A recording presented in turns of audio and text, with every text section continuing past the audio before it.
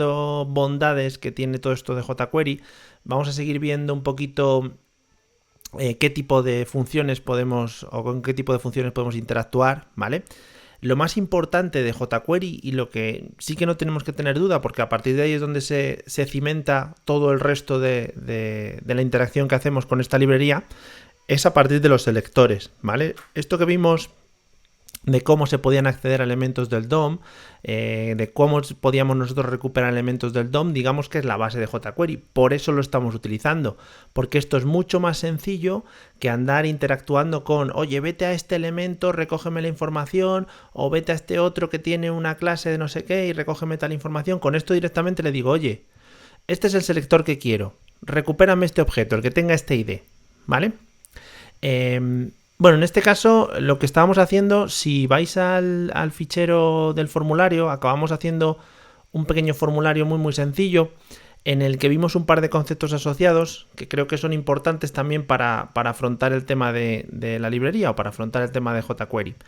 El primer concepto que vimos, y también un poquito para recordarlos, fue el de la función ready, ¿vale? Si os acordáis, esta función ready se lanzaba cuando nosotros, o cuando el documento, cuando la página web daba por hecho que ya estaba generada, que ya estaba creada, que ya estaba, digamos, mostrándosele al usuario a través del navegador, ¿vale? Y esto es súper importante porque esto a nosotros nos da la seguridad 100% de que toda la acción o todo el código que nosotros metamos dentro de esta función onReady, ¿vale? Dentro de este bloque de código, todo esto se va a ejecutar cuando ya esté nuestra página creada, cuando ya se le esté mostrando al usuario. Esto sobre todo es importante para temas de, por ejemplo, animaciones, ¿vale? Pongamos un ejemplo, animaciones o movimientos de elementos o lo que sea. Imaginaros que cuando yo cree una página y la muestre al usuario, quiero hacer cierta animación, ¿vale? Pues en este caso, con esto me aseguro al 100% de que el código que yo meta aquí ya se va a realizar justo cuando la página ya se esté mostrando al usuario, ¿vale? Por lo tanto, si es una animación, pues la va a poder visualizar sin problemas. Si es acceder a un elemento, va a poder acceder a ese elemento sin problemas, etcétera, etcétera, ¿vale? O sea que esta función es bastante importante a la hora de poder interactuar con la aparición de la página cuando nosotros estamos interactuando con ella dentro de un navegador cualquiera, ¿vale? ¿Qué es lo que hicimos? Bueno, pues el otro día estuvimos viendo diferentes funciones de acceso a datos que nosotros tenemos disponibles con los elementos que colocamos dentro de nuestras páginas HTML.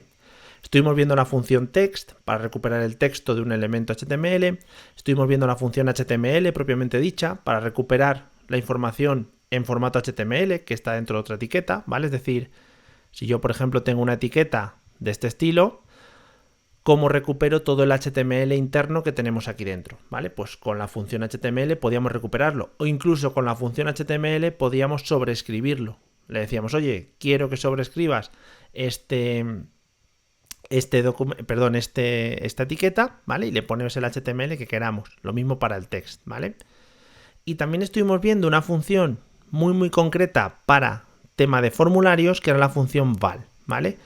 Con esta función val lo que estamos haciendo es recuperar el valor del campo de texto, ¿vale? Es decir, el campo de texto de por sí, ¿vale? En un formulario cualquiera, si yo tengo input type text, cualquiera de estos campos de texto tienen la propiedad value, con V mejor, value. Esta propiedad value, si yo lo relleno, ¿vale? Esta es la que me dice, pues, qué va a aparecer dentro del campo de texto, ¿vale? Eso es lo que me dice esa propiedad value. Bueno, pues con la función val, con esto que estamos lanzando dentro del JS, lo único que hacemos es eso, recupérame el value de ese campo de texto, ¿vale? Recupérame el value de ese campo de texto y a partir de ahí, pues trabajamos con él. Bien. Voy a intentar... Ah, vale, no, esto lo vimos en el otro lado. Intentar recordar una cosa. Aquí, de estructuras... Para... Vale. Os recuerdo una pequeñita cosa que vimos cuando estuvimos hablando de JavaScript. Y eran este tipo de estructuras. Fijaros. Cuando hablamos de JavaScript, una de las cosas que hablábamos, esta estructura o la de la línea 1, era que podíamos crear lo que llamábamos arrays o colecciones de cosas, ¿vale? Arrays o colecciones de cosas. Estas colecciones de elementos lo que hacían era que dentro de una misma variable, es decir, dentro de la variable números, nosotros íbamos a poder incorporar todos los elementos que quisiéramos. Lo bueno de esto es que toda la colección trabaja bajo el mismo nombre, es decir, trabaja bajo el nombre números. Si yo accedo a números, yo voy a acceder a todos los elementos dentro de esa variable. Esto es muy cómodo, porque yo ahí puedo agregar diferentes cosas, puedo ir agregando elementos, ¿vale? Puedo ir agregando diferentes, pues eso, como hacíamos aquí, por ejemplo, cadenas de caracteres. Dentro de la variable animales tengo perro, gato, pájaro, tortuga. La otra opción, si no quisiera tener esto, sería var animales 1, perro, var animales 2, gato, var animales 3, pájaro, var animales 4, tortuga. ¿Veis? Esta forma es mejor porque todas quedan bajo el mismo nombre, todas quedan dentro de la misma colección, todas quedan relacionadas entre sí. Esta era la posición 0, esta la posición 1, esta la posición 2 y esta la posición 3, ¿vale? En una estructura que nosotros podemos utilizar y ya no solo dentro de JavaScript. En JavaScript es muy importante, ¿vale? Pero en cualquier lenguaje de programación es igual de importante, porque, pues eso, necesitamos de este tipo de estructuras para almacenar datos de manera ordenada. Y además esto, o sea, la ordenación es clarísima, es decir, posición 0, 1, 2 y 3, ¿vale? Bueno, pues de igual manera que tenemos ese tipo de colecciones, tenemos otro tipo de colecciones también súper importantes, que ya no son colecciones ordenadas, no son colecciones que tienen 0, 1, 2 y 3, 4, hasta el número de elementos, ¿vale? Son colecciones que ya no tienen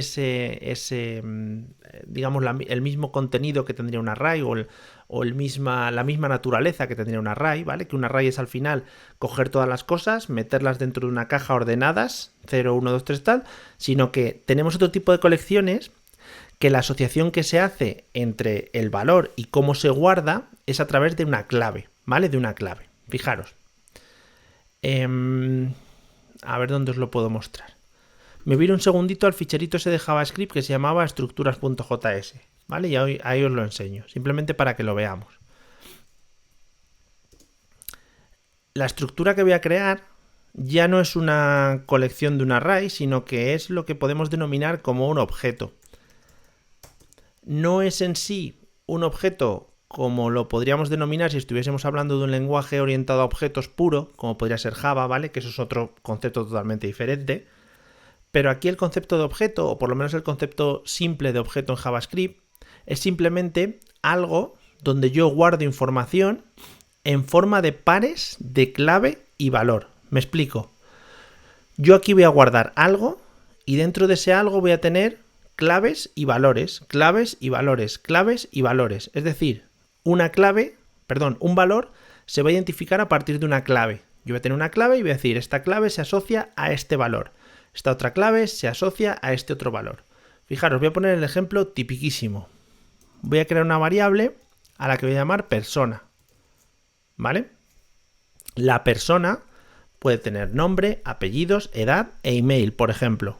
¿Vale? Son características que identifican a esa persona. Son características que yo voy a poder utilizar para identificar a esta persona en concreto. ¿Cómo lo haríamos?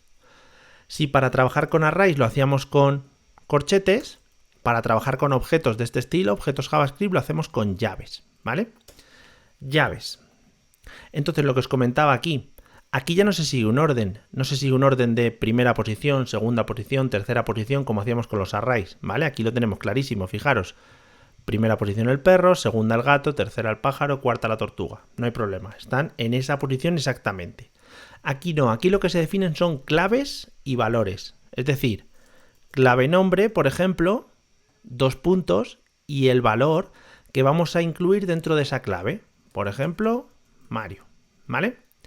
En este momento exacto, la variable persona tiene una clave que es nombre, o se podría decir igualmente, el objeto llamado persona tiene una propiedad llamada nombre, ¿vale? Y ahí almacenamos el valor del nombre.